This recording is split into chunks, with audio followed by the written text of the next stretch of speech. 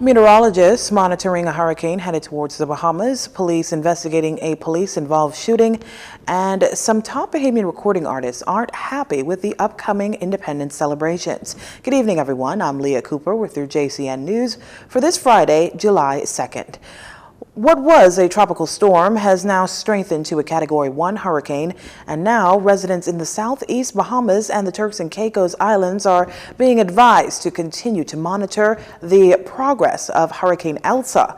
The Department of Meteorology, in its noon update, says the center of Elsa is passing near St. Vincent and St. Lucia, and hurricane conditions are spreading through the Windward Islands. At 11 a.m., the center of Elsa was located near latitude 13.4 degrees north and longitude 61.2 degrees west, or 5 miles north of St. Vincent and about 675 miles east-southeast of Santo Domingo, Dominican Republic. The storm is moving towards the west-northwest at 29 miles per hour, and this motion is expected to continue during the next couple of days, with some decrease in forward speed expected Sunday night.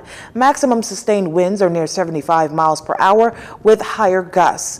Little change in strength is forecasted during the next 48 hours. You can tune into 1197 FM's 7 p.m. newscast for an updated report on this storm.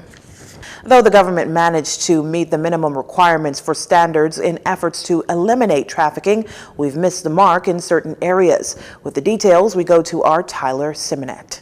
A recent report from the United States Embassy indicates that the government of the Bahamas fully meets the minimum standards for the elimination of trafficking.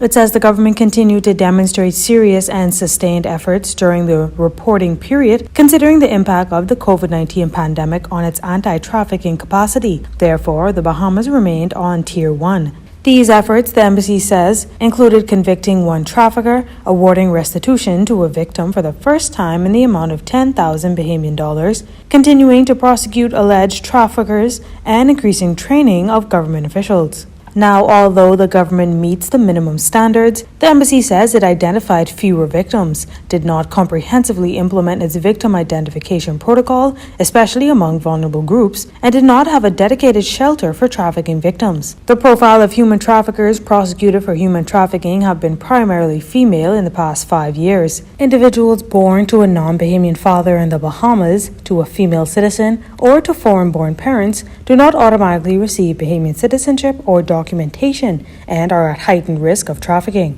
Unaccompanied migrant children, individuals lured for employment, those involved in commercial sex and exotic dancing, irregular migrants, stateless persons, LGBTQI+ individuals, particularly from poor communities, and migrants displaced by Hurricane Dorian have been trafficked or are particularly vulnerable to trafficking. In particular, irregular migrants living in informal settlements on the Hurricane Dorian-ravaged islands of Abaco and Grand Bahama, and those who fled to New Providence after the storm, exist in what observers call dark spaces. The high unemployment rate, reported to have exceeded 40%, resulting from the pandemic, may have increased the vulnerabilities for potential victims. To avoid such crimes from occurring, the embassy recommends the following.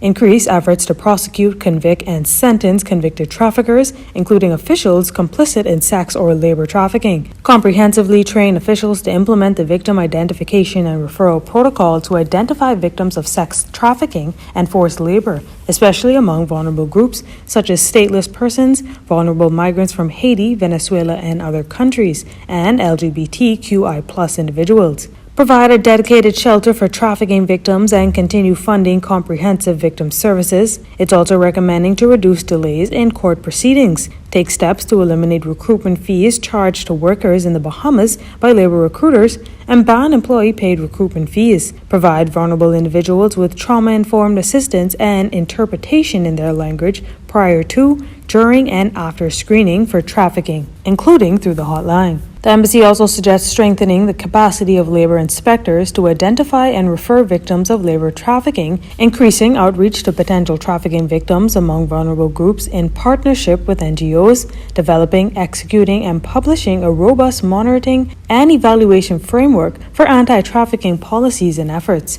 and engaging further with officials involved in anti-trafficking activities in other countries in the region to exchange best practices in trafficking investigations and screening.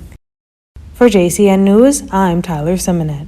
A staggering number of COVID-19 infections confirmed in country for Thursday, July 1st, pushing the total number of confirmed cases since March 2020 closer to 13,000. The Ministry of Health, in its update, number 462, confirming 73 new infections following 405 tests completed on the same day. Again, the bulk of the cases are here in the capital, with 66 confirmed cases, one with a history of travel, 5 cases confirmed on Bimini and Cat Key, and 1 case each on Abaco and Grand Bahama. By gender, 32 of the new cases are males and 41 are females. Total cases in country now at 12,808. 847 cases are active, and hospitalized cases have also increased to 50. 2 of them are in intensive care, 1 in Doctors Hospital and the other in Grand Bahama Health Services. 30 cases recovered on Thursday, bringing total recoveries to 11,629. Also, on Thursday, 319 of those tested returned negative. 10 were repeat tests, while 3 results are inconclusive. 107,883 tests have been completed since the onset of the pandemic in country. The death toll is still at 246.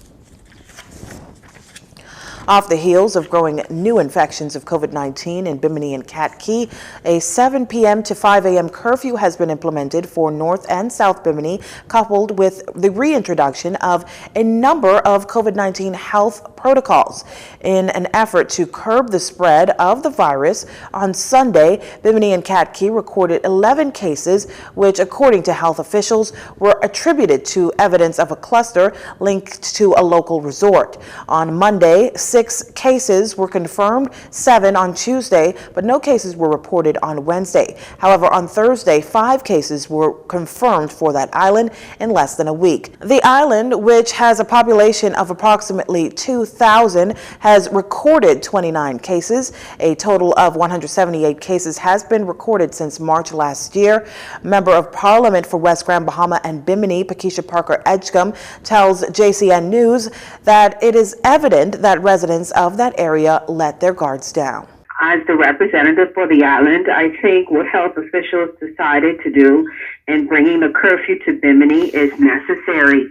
The spike in cases has to be dealt with effectively and immediately if we are to ensure the safety of our constituents, residents, and visitors to Bimini. So I'm in approval of that. I know the concerns are always there, but I think we have to look at the overall picture and wanting everyone to be safe. I wish to continue, though, to call on them to adhere to the safety protocols. Obviously, because this spike is occurring, we may have let our guards down, and this has to be addressed. In addition to the curfew, social gatherings, all bars and wedding receptions are prohibited. Weddings are permitted in a church, a facility, or outdoors, provided that the number of attendees is limited to 10, including the officiant. Funeral services may be held at the graveside only and are limited to a maximum of 10 people, not including officiants and funeral service workers. Church services may be held between 6 a.m. and 6 p.m. daily, provided physical distancing and other health protocols are observed in accordance with the Bahamas Christian Council and approved by the Ministry of Health. According to the Office of the Prime Minister, Ministry of Health teams were deployed to Bimini Thursday, July 1st to carry out vaccinations and provide assistance to the local health team. As of the 26th of June, 500 first doses of COVID-19 vaccines have been administered and 348 of second doses were administered. You're watching JCN News. Stay with us.